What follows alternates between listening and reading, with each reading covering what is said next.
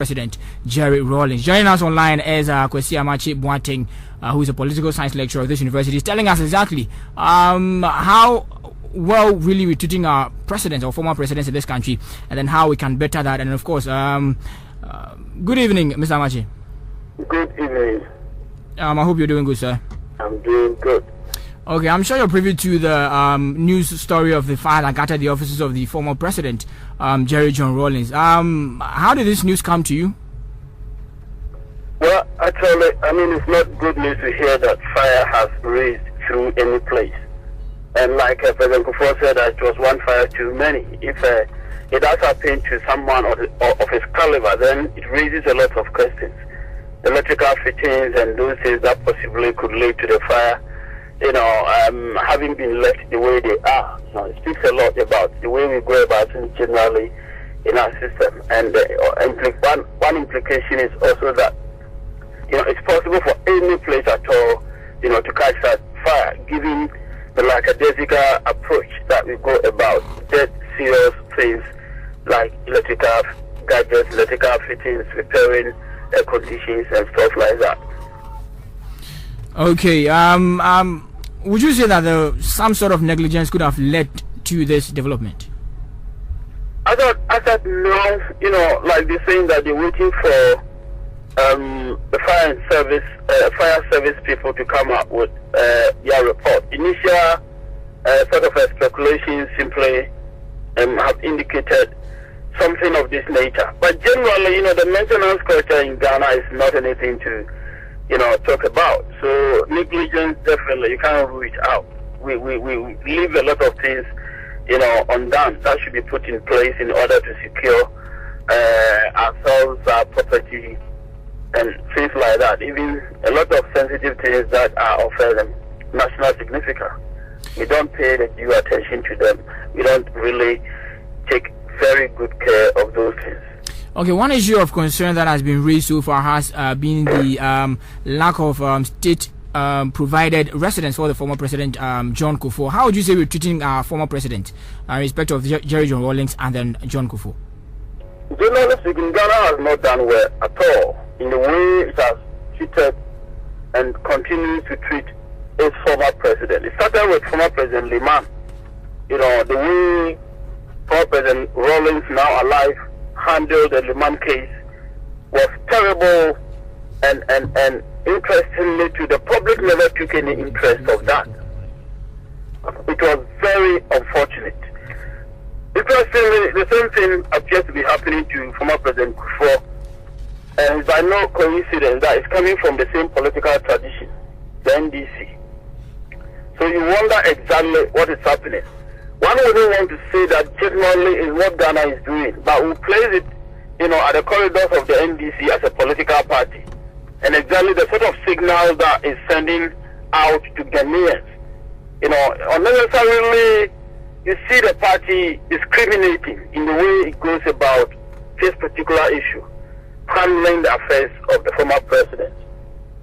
The case, the first one, like I mentioned, is that of the ex-president Liman. Wasn't given the sort of recognition that he needed as a former head of state. Even if he suffered a coup d'etat, he had occupied the highest office on the land. He was alive and had to be treated in a particular way. He never got it. And again, former President Kufuor, is going through the same thing. Information came out this evening from former President Kufuor's office that they don't have any knowledge about plans by President Mills to find accommodation for him.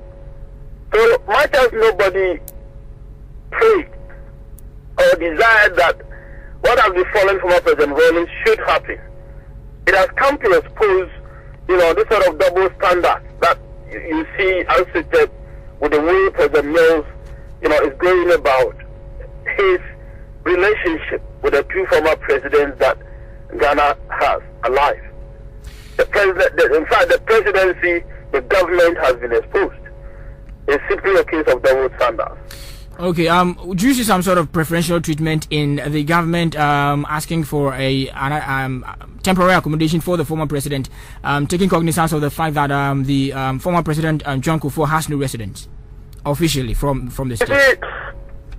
We didn't even need this fire to talk about the sort of preferential treatment, simply because of the fact that former President Rawlings, when he left office, had no difficulty getting a place.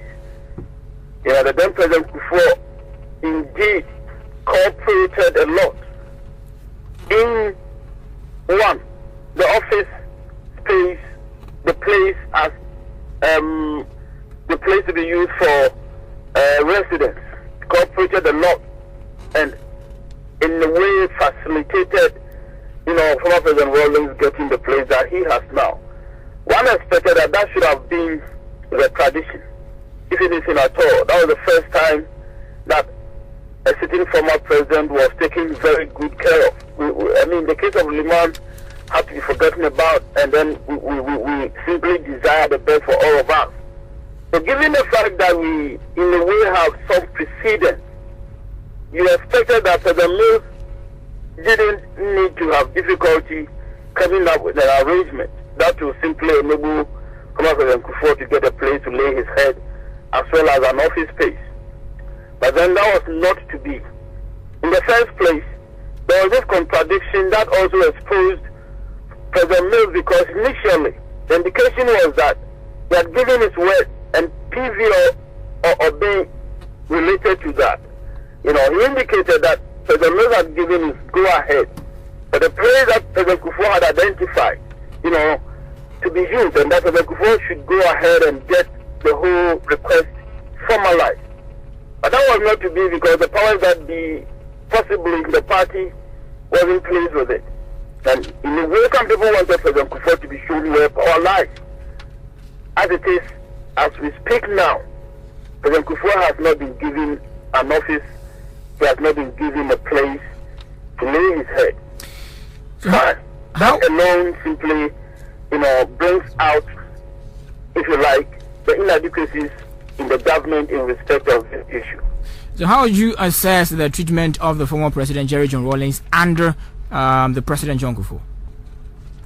One, when you talk about the accommodation, residential facilities, and a place for office, I think former President Rawlings has not complained about that. There were some other issues that came up, some facilities, protocols that he should enjoy, that I hear President Kufuor withdrew for some reasons. Actually, all this is done go well. So I think to some extent, if indeed by some provisions in the Constitution that I'm not, as at now, aware of, but if indeed there are some such provisions in the Constitution that stipulate that former president should be treated in a particular way, but then President Kufuor went on his own way to withdraw them. Definitely, he slighted former President Rawlings, and one cannot commend him for that. I also believe that would be one of the bone of contentions here, and that might be affecting the way the current government has been going about things. So generally speaking, I think Ghanaians, we carry our politics too far. Certain things should be done on principle. If indeed our Constitution establishes that a former president should be treated in particular ways, then it should be beyond the capacity of any individual, irrespective of the office, to temper with those things. So like I've already said, to that extent, former President Kufuor also erred terribly. And I think that might be one of the reasons why, he still hasn't got an office and then a place to lay his head. I think the way forward has to do with some of the advice left here by U.S. President Obama. We need to work with institutions and not allow individuals to take center stage in anything. Now, if the norm, if the practice is that former presidents should be accorded particular attention, respect, certain things provided for them, then it should be beyond, the power, the authority of any person to tamper with it. You can't vary them to their disadvantage. Okay, thank you very much, Kwesi Amakye Boateng, a political science lecturer of this university, the KNUST.